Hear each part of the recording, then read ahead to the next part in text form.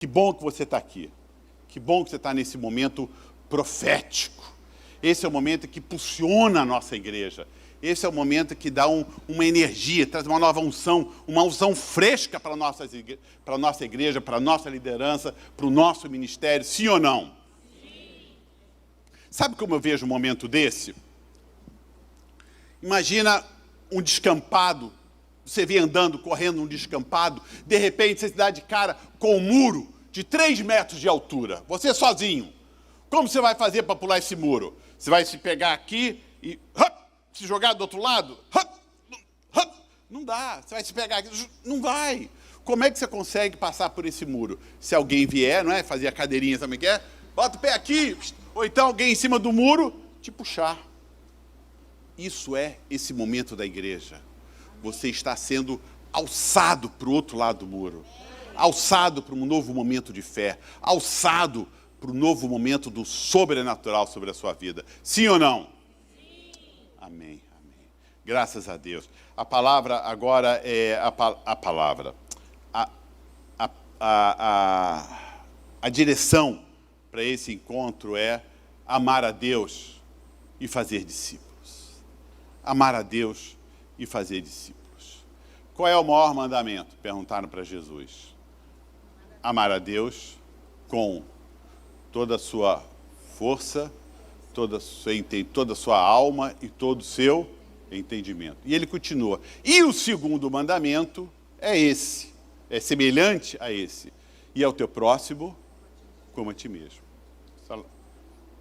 Lá em outra passagem, uma passagem linda, uma passagem fortíssima, Jesus chega para Pedro e faz a famosa pergunta. Pedro, tu me amas? E ele responde, sim, Senhor, tu sabes que eu te amo. Pausa. De novo. Pedro, tu me amas? Sim, Senhor, tu sabes que eu te amo. Pedro, tu me amas? Sim, Senhor, tu sabes que eu te amo. Então, apacenta as minhas ovelhas. Então, apacenta as minhas ovelhas. Eu acho que apacentar é uma palavra poética, bíblica, teológica, para um discipular. Sim ou não? Sim. Apacentar nada mais é do que discipular. Amém. Pedro, tu me amas? Então, tenha discípulos.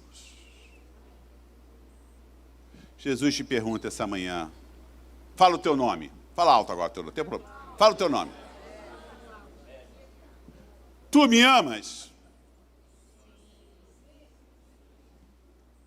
Jesus te pergunta essa manhã, tu me amas? O que você responde? Sim. Então, faz discípulos. Amém. Fala o teu nome de novo. Jesus te pergunta, tu me amas? Sim. Então, faz discípulos. Faz essa pergunta de novo. Fala o teu nome de novo. Tu me amas? Sim. Então, faz discípulos. Faz discípulos. A palavra que Deus colocou no meu coração para dar agora é uma variação do tema, não com essa profundidade da pastora Cláudia, da Cláudia, mas é mais ou menos nessa linha. Eu gostaria de começar como um pastor que eu gosto muito, que nós todos gostamos muito, nós todos amamos muito. Ele costuma começar... Puxa, eu acho que vai ter vamos criar um ministério aqui, do diaconato para abrir, ou então botar umas garrafinhas, um negocinho mais simples de abrir, ou um dos dois, o diaconato, uma garrafinha mais simples. Obrigado, Luiz. Luiz sempre pronto a servir. Amém. Não, tá bom, valeu. Não, é melhor levar assim, gostei. Obrigado. Sempre um passo além, não só servindo, mas um passo além. Amém. Eu gostaria de começar essa palavra como um pastor que eu gosto muito, pastor que eu admiro muito, também começa as palavras dele. Ele começa com a seguinte pergunta: posso contar uma história? Pastor Ferretti. Ele começa geralmente as palavras dele assim: posso contar uma história? E eu gostaria de começar então. Posso contar uma história? Eu vi um testemunho, tempo atrás, de uma missionária. Hoje ela já tem uma certa idade, né? Ela deu testemunho, ela deu testemunho falando o seguinte: quando ela estava mais jovem no ministério, nessa época ela tinha 2 filhos pequenos, ela tem 3 ou 4 filhos, não sei, já talvez até ser neta, não sei. Mas nessa época tinha 2 filhos, um tinha 4 anos, 3 anos, outro tinha 1 ano e meio, 2 anos. Sabe esse período que criança fica doente direto? Mal dorme à noite. Nessa época ele ainda trabalhava, nessa época ela estava começando o ministério dela, então tinha criança, tinha família, tinha trabalho, tinha igreja, a igreja estava começando, estava puxando muito dela, ela trabalhava muito, ela estava num pique enorme. De repente ela recebe um convite. O convite era para fazer uma campanha missionária numa igreja aí do interior, né, uma igreja lá do interior. Era sexta e sábado. Sexta e sábado, domingo de manhã ela ia voltar. Ela falou o seguinte nesse testemunho: vou ser muito franco, a primeira coisa que me veio à mente com aquele convite não foi a oportunidade de pregar, foi a oportunidade de poder descansar. E ela aceitou o convite, foi lá, chegou no avião, a cidade era no interior, um casal foi buscá-los, pegou 4 horas de viagem, chegou mais ou menos cedo em casa, no hotel, né? No hotel, jantou, e ela disse que 8 horas da noite, 8h30 no máximo, ligou o ar-condicionado, fechou tudo e... buf! Silêncio, paz e tranquilidade. Vou dormir. E apagou e dormiu profundamente. 3 horas da manhã, a quarto dela começa a tremer. Daqui a pouco ela acorda assustada. Sabe aquele negócio? Onde é que eu estou? Tudo escuro, onde é que eu estou? Ela vai, abre a janela assim, ela vê um barulho de uma locomotiva. Ela entende, aí ela vê, que esse hotel ficava no centro da cidade, que tinha um trilho, né? um trem passava cortando a cidade exatamente às 3 horas da manhã. E não o suficiente, que ela ficava perto da estação, quando estava chegando pertinho da estação, o que o trem fazia? Que não é apito, é uma buzina. Já viu a buzina de trem? Ela ficou tão perturbada com aquilo ali, que demorou a voltar para dormir. Mas dormiu de madrugada, acordou cedo, né, que a igreja tinha uma agenda muito puxada, foi lá, acabou, 11 horas da noite, chegou em casa, tomou seu banho, ufa, deitou. 3 horas da madrugada, o que acontece de novo? O quarto, e aquele barulho daquela locomotiva, e chegando na estação de trem,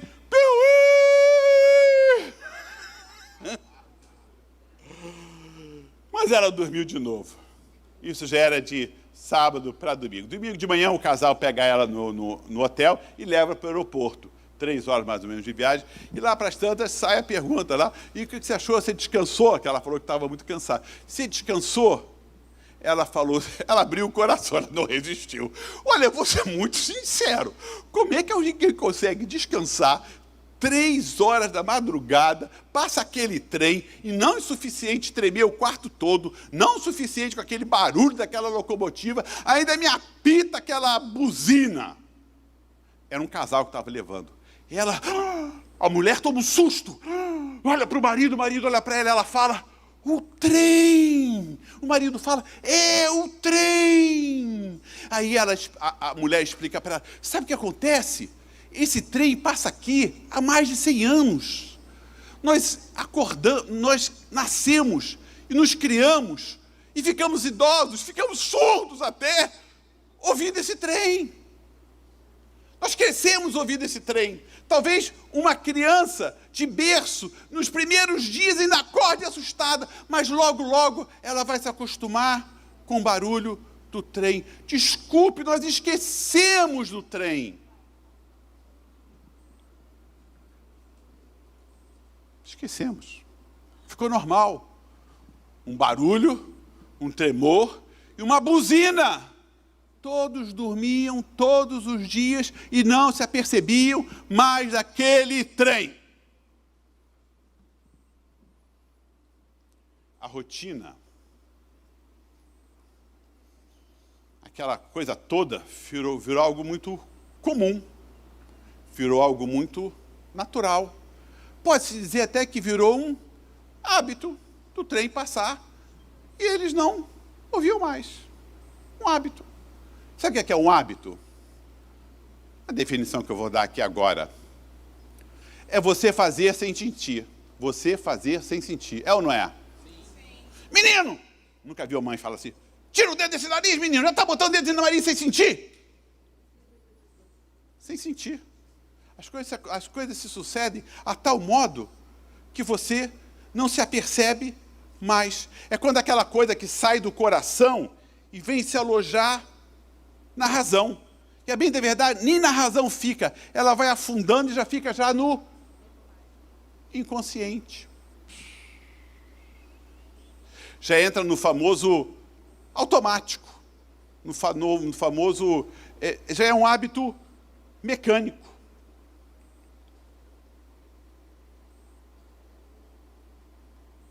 Você sabe qual é o mal disso tudo? Aonde está a raiz desse hábito?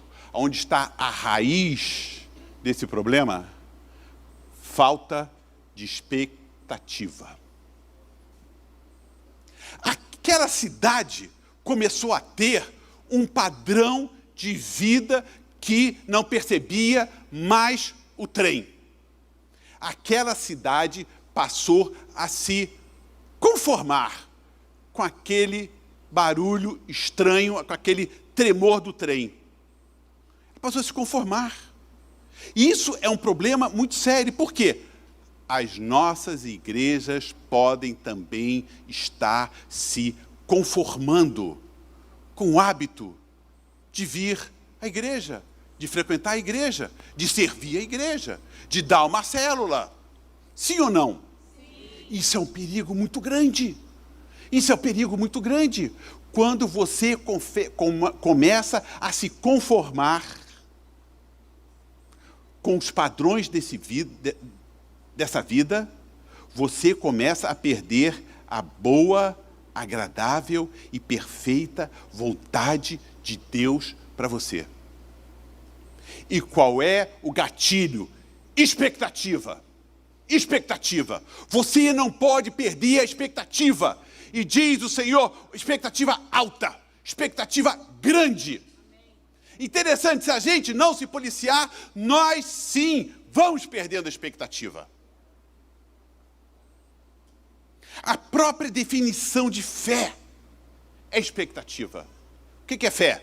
Fé é o quê? A certeza de fatos que nós não estamos vendo.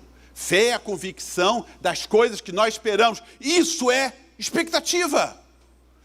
O que Jesus disse para Jairo? Jairo, não temas, crê somente. Jairo, bota a sua expectativa somente em Deus. Expectativa, expectativa. O que é? Todo aquele que procura tem expectativa de achar. Todo aquele que pede tem expectativa de ser recebido. Todo aquele que bate tem expectativa de se abrir. O caminhar em Deus passa obrigatoriamente pela trilha da expectativa. Se você perde a perspectiva da expectativa, você se perde em Deus. Você se perde, ou melhor, do melhor de Deus sobre a sua vida. Meu Deus, como é importante a manutenção de uma expectativa e de uma expectativa alta. A fé, sem fé, é impossível o quê? Sem uma expectativa radical, sem uma expectativa intensa, alta, sobre o que Deus vai fazer sobre a sua vida, você não vai agradar a Deus. Não é sem orar você não vai agradar a Deus. Não é sem louvar você não vai agradar a Deus. Não é sem igreja você não vai agradar a Deus. Você não vai agradar a Deus se você não viver uma vida com uma expectativa alta, como expectativa radical do que Deus vai fazer. Como isso é forte. A fé sem obras é morta. Uma vida sem expectativas não gera uma atitude radical. Meu Deus, se a gente está sem expectativa, fiquem em Jerusalém até que venha a promessa.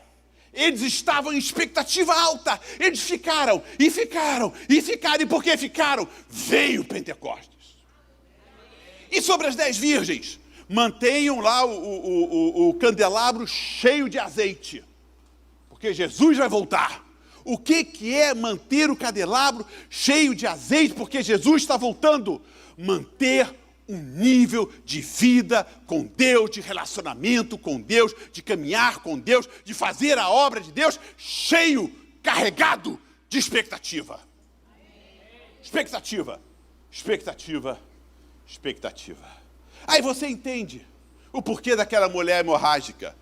O que moveu aquele milagre sobre aquela mulher hemorrágica? Se eu apenas tocar nas vestes. O que é isso? Se não é? E se aquela mulher não tivesse expectativa? E os quatro amigos do paralítico chegaram lá, viram aquela multidão. Eu imagino que eles não levaram uma corda com eles. Eles chegaram lá, viram aquela multidão. Vamos botar ele no teto. Fica aí que eu vou buscar uma corda. Todo esse movimento, o que é? E se eles não tivessem expectativa? Que milagre, que mover de Deus, eles não teriam perdido a vida deles. Expectativa. Agora, não só expectativa, mas uma expectativa alta. Não só uma expectativa alta, mais ainda, uma expectativa radical. Lá no livro de Reis, isso é tão sério, esse sentimento, esse conceito, esse valor, esse entendimento, esse estilo de vida de expectativa.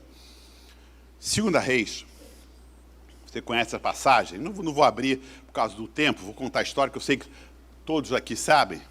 Se não sabe, está lá no livro de 2 Reis. Não sei aonde. Lê o livro todinho que você vai achar.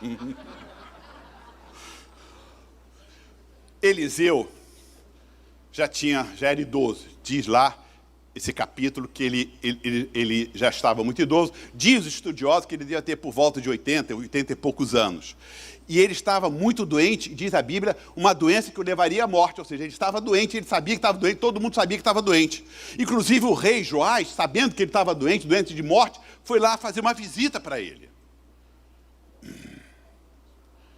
rei Joás salta, vai lá, encontra com ele. Aí a gente vai ver um grande mover profético. Parênteses na história. Parênteses na palavra. Aquele homem já era idoso, estava profundamente doente, doença avançada, doença em estágio terminal, e apesar de todos esses problemas, ele se levanta, ele se vira um instrumento na mão de Deus, e ele vai abençoar a Joás. Quem é homem de Deus, é homem de Deus. Quem é mulher de Deus, é a mulher de Deus. Volta para a palavra. Você sabe da história. Ele fala para Joás, abre a janela do Oriente. Por quê? Nessa época, não. Há décadas, a Síria vinha fazendo opressão profunda ao Estado de Israel, a Israel. Mas vinha roubando, vinha atacando, vinha prendendo. No pai de Joás, ele tomou as cidades fronteiriças, tomava a cidade e ficava por isso mesmo. Era uma opressão constante, eram inimigos constantes há muito tempo. E Eliseu lança aquela palavra profética. Eliseu está agora em um momento profético, Joás e Eliseu, como nós estamos aqui. Nós estamos nessa reunião vivendo um momento profético. O que a gente fala, o que a gente canta, o que a gente joelha, o que a gente declara, o que a gente ora, é profético. Está movendo os mundos espiritual. Ou você acha que não? Ou você acha que isso aqui é uma reunião de coaching? Ou é uma palestra? Não, não é. Isso aqui tem desmembramentos espirituais eternos sobre a sua vida, sobre o seu ministério, sobre o seu futuro.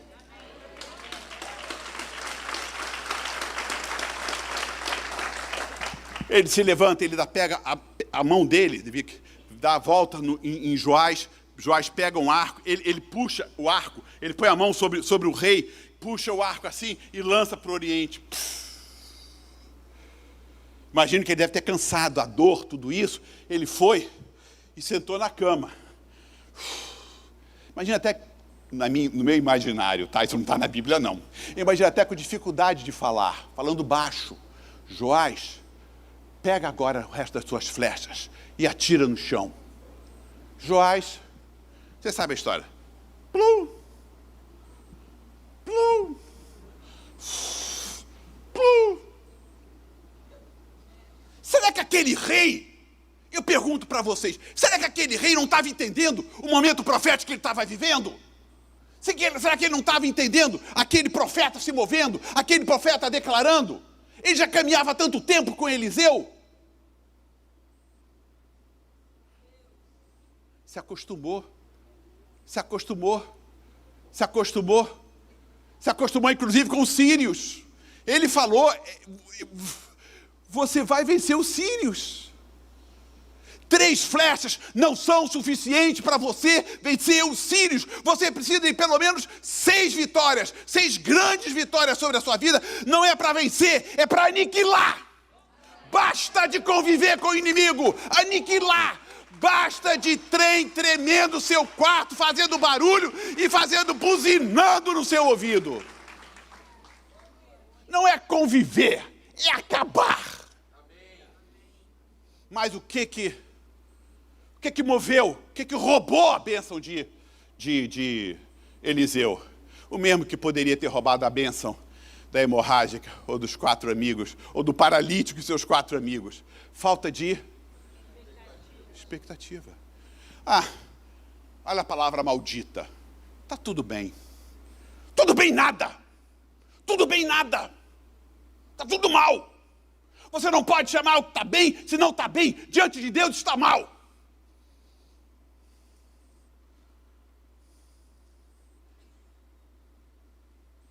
Olha o que eu vou dizer agora, Espírito Santo grava. Nós determinamos o tamanho da conquista que Deus vai realizar em nossas vidas. Nós não. Vamos botar na primeira pessoa, mais pessoal, mais interno, mais íntimo, mais Emanuel. Eu determino o tamanho da conquista que Deus vai realizar em minha vida.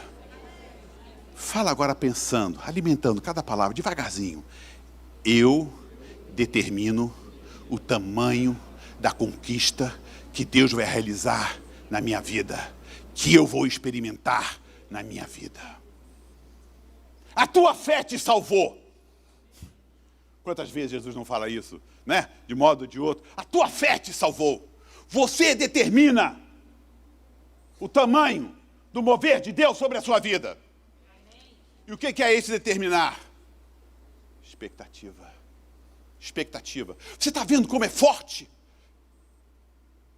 o ponto da expectativa? Expectativa não é estar desanimado. Não, estou desanimado. É mais sutil, é mais venenoso, é mais artiloso. Eu estou acostumado. Quem está desanimado não está no prumo, está abaixo do prumo, tem um incômodo.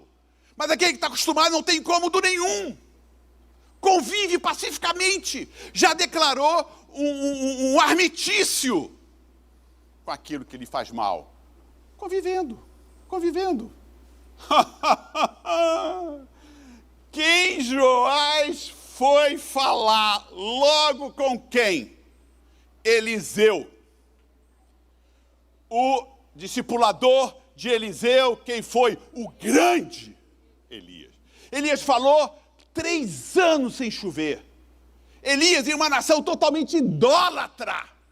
Totalmente. Do rei a todo mundo. Ele converte, através daquele encontro de Baal, aquela nação toda de volta, de joelhos, declarando que só o Senhor é rei. Só o Senhor é Deus sobre Israel. Esse era Elias. E sobre desse Elias é que veio Eliseu. E Elias estava para morrer. Eliseu, olha quem é esse homem. Chega para Elias e fala: eu não quero ser o continuador das suas obras. Eu não quero ser apenas mais um que vai suceder a Elias. Eu quero mais do que a unção de Elias. Eu quero porção dobrada. Isso o que é? Deus honra ou não honra aquele que tem expectativa diante dele.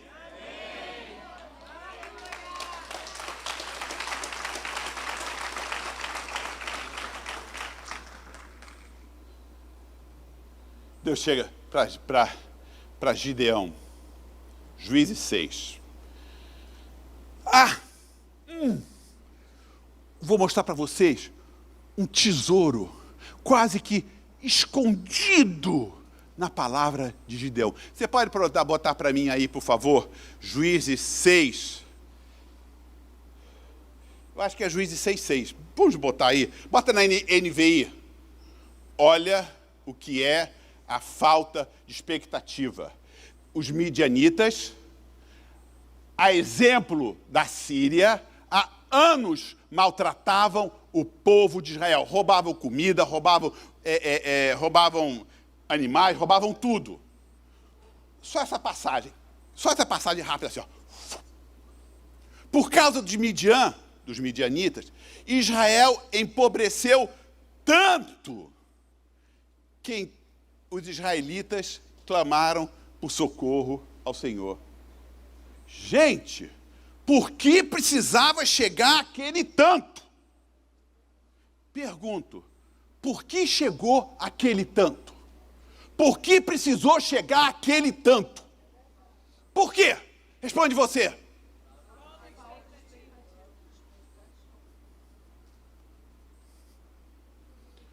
E eles clamaram. Um anjo aparece para Gideão. Olha agora. O anjo, vamos cena por cena. Vamos devagar, vamos sentindo. O Espírito Santo vai falando, ele vai construindo. O anjo chega para Gideão, vocês sabem aquela famosa frase: o Senhor é contigo, homem valoroso, homem valente. O que Gideão falou? E o anjo falou: o Senhor é contigo. O que Gideão falou? Se o Senhor é conosco, ele não falou conosco, ele falou contigo. Se o Senhor é conosco, por que esse mal todo nos acontece? Cadê as maravilhas que o Senhor fez no passado de libertar o seu povo do Egito, de ter uma unção de conquista através de Josué, dessas terras todas, Jericó e tudo mais? Cadê esse Deus? Por que vocês acham que Gideão foi escolhido? Por causa da sua expectativa. Isso é uma resposta de alguém que está indignado, alguém que tem alta expectativa em Deus, alguém que os dias passaram, os problemas estão lá, mas a expectativa dele não se envergou de uma intervenção, de um poder de Deus sobre a vida dele. Por isso, Gideão foi escolhido.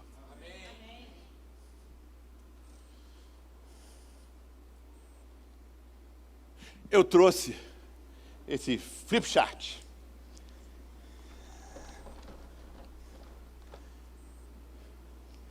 para nomear a palavra. A palavra é. Isso não é uma cruz. Isso é mais. O símbolo universal, matemático, daquele que tem alta perspectiva em Deus. Se pedisse, imagino, para Eliseu, na rúbrica aqui nesse contrato, Elias, mulher hemorrágica, Jairo, Paulo, dá a rúbrica aqui nesse contrato. O que vocês acham que eles assinariam? Mais de Deus. Eles eram a prova viva, a vida de um mais de Deus. Mais de Deus. Mais revelação. Mais visitação. Mais milagre. Amém. Olha só, para terminar, a expectativa que Deus tem em cima da sua expectativa. Pede-me, e eu te darei as nações por herança.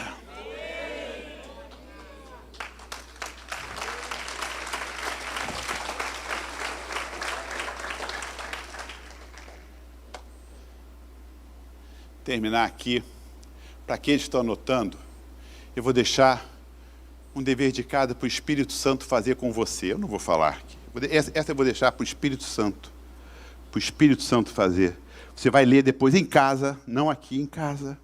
Lucas 2, 22 a 32. Lucas 2, 22 a 32. Deixa eu te recomendar aqui. Eu já tomei esse remédio, estou passando porque eu já tomei. Você vai fazer isso no secreto. Você e Deus. Antes você vai... Espírito Santo, fala comigo. Espírito Santo, fala sobre expectativa. Expectativa move o Espírito Santo move a expectativa, o Espírito Santo é uma retroalimentação. Quem tem fome e sede, venha, que serão saciados. A armadilha de se conformar com o seu padrão de vida. A armadilha de se conformar e não conseguir fazer discípulos. A armadilha de se conformar em que os seus discípulos não ficam com você, que os seus discípulos caem, os seus discípulos vão. A armadilha de se conformar e não conseguir abrir uma Bíblia. A armadilha de se conformar e não conseguir abrir uma célula. A armadilha de se conformar em... pontinhos. A armadilha de se não conformar em... Armadilha de se conformar e não ter palavra profética. Armadilha de se conformar e não ter mais milagres na sua vida. As nossas células têm que ter milagre. A sua vida tem que ter milagre. Você tem que orar as pessoas. Nós temos que orar as pessoas. Tem que mudar, tem que haver milagre, tem que haver transformação. Amém. Uma vida carregada de expectativa. Recebe a unção da expectativa.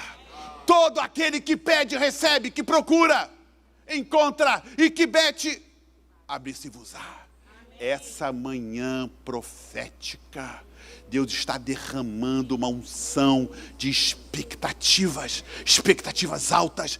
Quebra todo conformismo, quebra todo assim, tá bom, tá bem nada. Esse pouquinho tá bem nada, é muito pouco. É muito pobre, é muito miserável, é um ministério muito pobre. Flui no nosso meio. Vamos ficar de pé.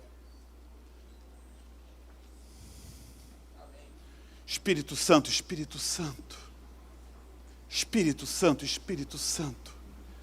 Vem sobre nós aqui essa manhã, Senhor. Livra-nos da armadilha, da falta de expectativa. Livra-nos de não ter o mais sobre nossa vida. Senhor, essa manhã nós declaramos, nós estamos começando agora um novo ano. Nós estamos dando início a um grande ano de grandes transformações, a um grande ano cheio de expectativas em Ti. Nós declaramos essa manhã que nós estamos com expectativa alta do mover de Deus, Senhor. Nós queremos nações por herança. Nós queremos essa vizinhança por herança. Nós queremos nossa família. Nós queremos nossos amigos, nossos conhecidos. Nós queremos aquele que não conhecemos por herança. Nós queremos discípulos que fazem discípulos. Em nome de Jesus, expectativas. Nós geramos essas expectativas. Nós geramos essa expectativa no nosso coração essa manhã e derramamos no Teu altar, Senhor, porque o Senhor se agrada, o Senhor se move em cima de expectativas e não de conformismos. Vem sobre nós, vem sobre nós. Honra o fruto do nosso trabalho. Honra, Senhor, honra, honra, honra. Nós nos colocamos agora, Senhor. Declaramos, grandes milagres nos esperam. Grandes milagres, grandes coisas nos esperam. Grandes coisas nos esperam, Senhor. Em nome de Jesus.